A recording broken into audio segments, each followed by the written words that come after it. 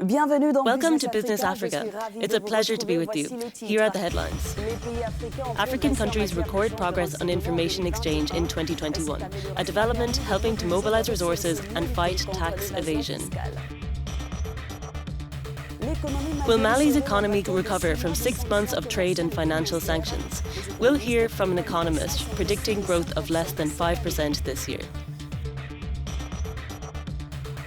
And in Togo, cotton production expected to reach 148,000 tonnes in 2023, according to new government forecasts.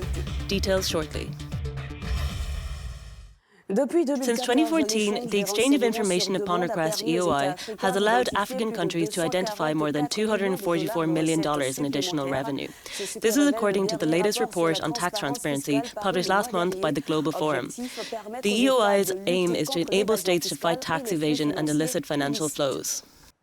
Faced with debt, corruption and capital flight, African countries are trying to mobilize domestic resources through taxation and the reduction of illicit financial flows, IFF. In 2019, a report by the AU Commission estimated that between $50 billion and $80 billion is lost annually due to IFF. The AU pledged to significantly reduce illicit financial flows by 2030 and to strengthen the recovery of assets stolen by criminal organizations. The latest Tax Transparency 2022 report stresses that this will necessarily involve the use of cross-border assistance. A reduction in international financial fraud on the continent would make up a large part of the financing gap for sustainable development goals. The study does show progress in the information exchange infrastructure, which has reached 4,135 bilateral relationships and a 22nd African country joining the Convention on Mutual Assistance in Tax Matters.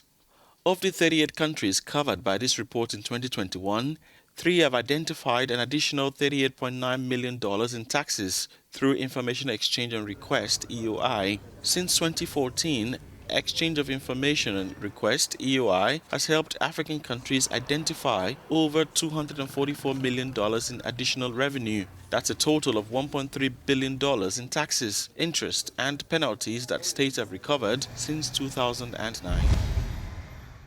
The report was published by the Global Forum, and with me to offer more insight is the Head of Secretariat of the Global Forum, Zayda Mineta. Thank you for joining us. Your report is very optimistic about the ability of African countries to fully embrace fiscal transparency.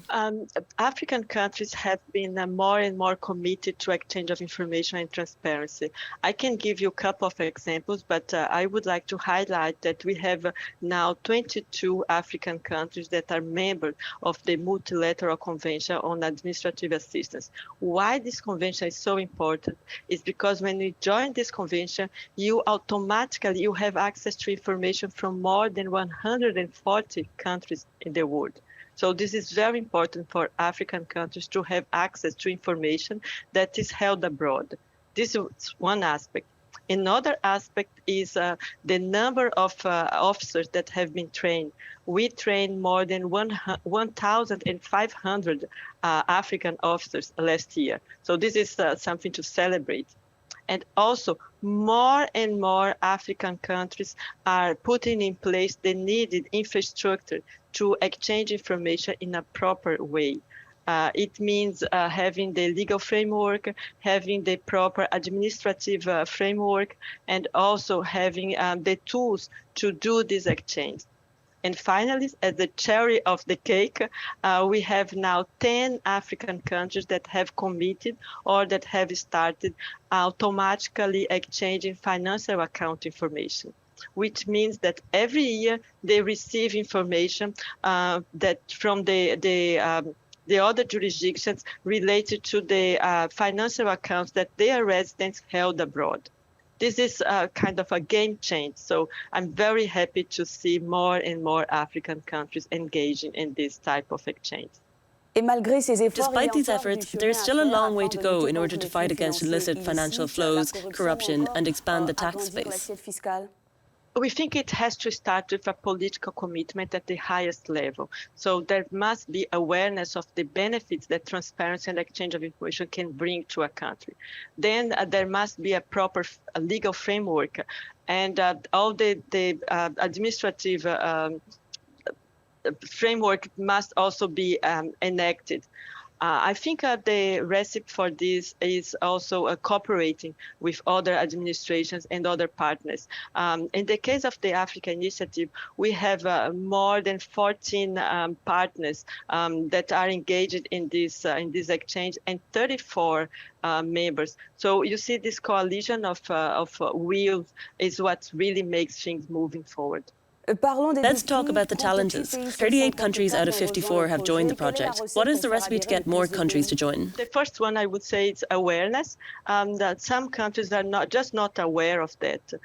They don't see this as a key item in their agenda, and that's why this kind of report is so important, to raise awareness.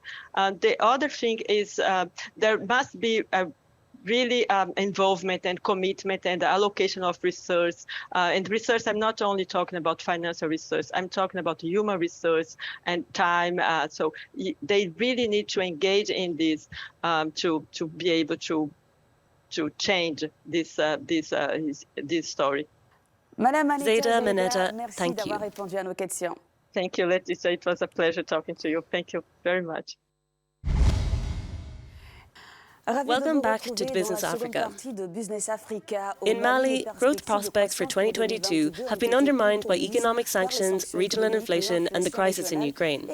Will the lifting of the ECOWAS sanctions recently achieved by the country give the economy a new lease of life? To find out, I am joined by Malian economist Modibo Mao.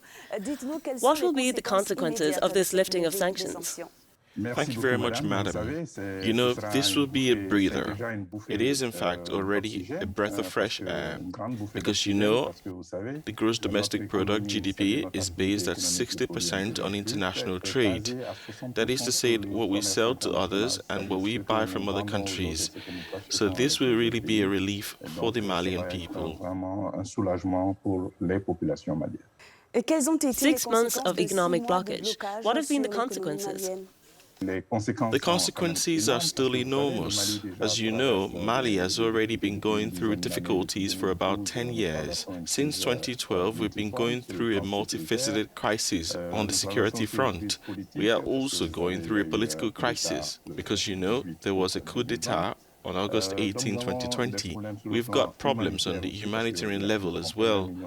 We have almost 1 million displaced people. On top of that, you know, there are consequences of COVID-19, and Mali had a recession in 2020. Just when we were coming out of that recession in 2021, we had a positive gross domestic product at 3.6%, and we were expecting 5.2% growth in 2022. Unfortunately, with the sanctions, that's certainly going to be in jeopardy. And I think we might be able to hit 3% because we have a resilient economy and because we have our first export revenue, which is largely gold. But now the second export revenue has been affected, which is cotton. And the third is livestock that we sell in the sub-region. And our main customers for livestock, which is our third export revenue, is Senegal and Côte d'Ivoire. How do you see the economic perspectives? The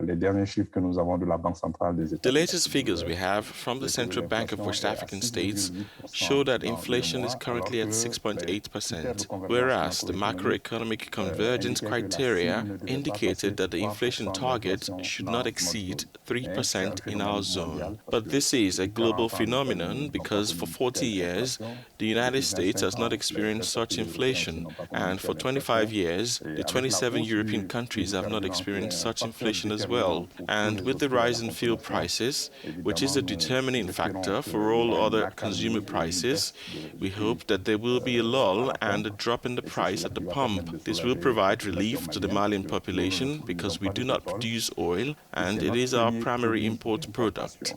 Thank you, Mr. Modibo Mao. Merci à vous. Bonne journée. Now, in Togo, measures have been announced to reach a forecast production of about 146,826 tonnes of seed cotton for 180,000 hectares of land planted. Our correspondent, Noël Tadignon, has more. Last year, Togo produced just over 52,500 tons of seed cotton. Cotton production took only 38% of the total area dedicated to farming. Behind the drop in the production of cotton is the fact that many farmers now prefer to grow soya, seen as more profitable. We didn't grow much cotton, we have grown soya, and it's good. Stakeholders in the cotton sector met with the objective of reaching almost 140,000 tons and improving average yields. The current challenge is to increase productivity in the field, to increase yields in the field. Cotton yields in Togo are still low. In order to meet this challenge, the price per kilo has been increased by 46 francs to 300 francs. In addition, agricultural inputs are also subsidized. Thank you for your loyalty, and we look forward to a new episode of Business Africa.